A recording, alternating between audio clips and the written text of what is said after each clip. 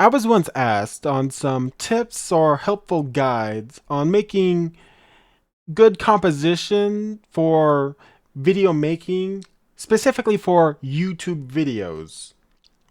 And I was in a film major when I was in college, so I definitely have experience with film stuff. So uh, the basic, the most basic answer I can give is you need to answer why. Not as why as you're doing it, more in why you are using the lightings the way you are, and why you have the camera where it is, and all the other parts that might end up being forgotten or not thought about by the average viewer. But you need to decide on the why for each of those things, in able to control the information that is being shared. Now, for a cinematic look, one of the strongest things to do that is lighting. So right now I have only two lights on, unless you count the monitors, but they're not strong enough to really affect what you see.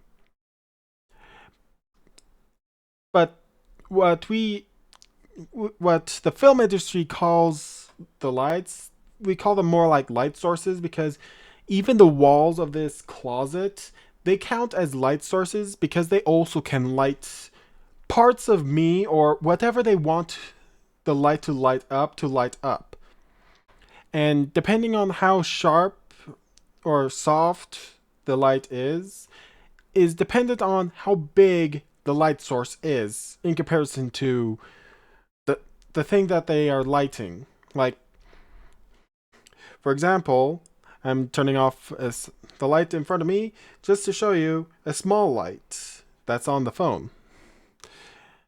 The best way to tell if it's soft or light is the shadows. If it is fuzzy or a fuzzy edge, like you can see the shadow on the wall behind my hand, you can definitely see a line where it starts, where it ends. But for like the blue light in the background, it is soft. You don't see a defined edge. You don't know where the light ends and when it starts.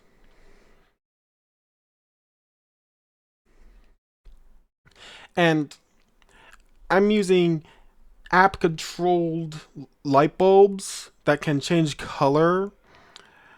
And that's a somewhat recent thing, so I can control how much or what color it is.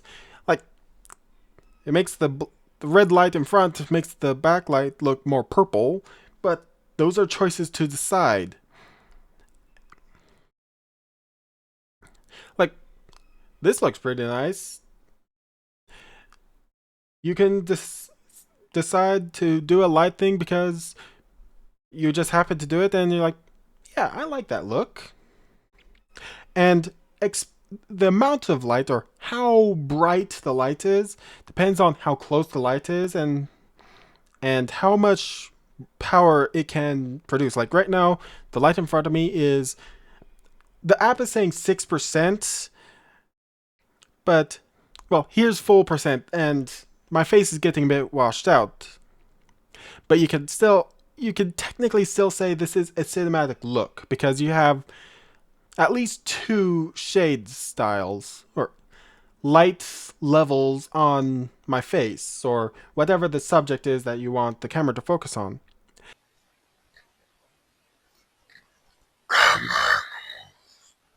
Can affect how the power plays down low gives a sense of power. But up high or higher than the eye line gives a sense of low power or loss of power. In that example, you saw how in that example you saw only two levels of color on the subject, backlight and no light in front. That was a choice. Now, sound also can affect the mood or what is portrayed. Like, I'm talking normally here, or my version of normally, but I can talk in a different way, and it might seem different or sound or feel different to some people. But you have to decide if that is what you want them to hear, because if you talk in a weird way, you might not be able to understand it. And I don't like closed captions on videos, so that's my choice for not doing any work on closed captions, because to me, it always takes my attention from what's on the screen to words. But that's my choice, and I'm the one making the video like this one. Now, a thing that you have to pay attention to after you recorded stuff is editing, which is both the most time consuming, depends on how much you do it, and the the step that can greatly affect how the video comes out. Like, for example, a video that I made earlier or this year for my gaming channel, I had the footage for it for about a month, and I decided I need to get this out. So I needed to cut it down to a smaller size because that was my choice at that time. So I just did random cuts here and there, or in areas that I believed were quiet or where I wasn't really talking much. It did go down, but it definitely made it have time jumps, which can be very jarring.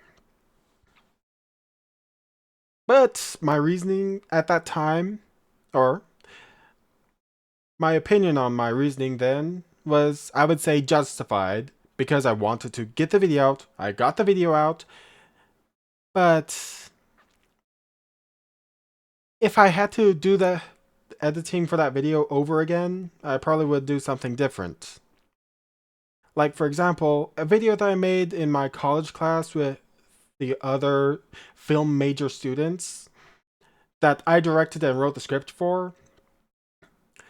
There was this one shot that if it was a full length video or movie, and I had to do some cut trimming to make it take less time to be watched, I would have cut out this bullet wound shot just because it's not really progressing the story.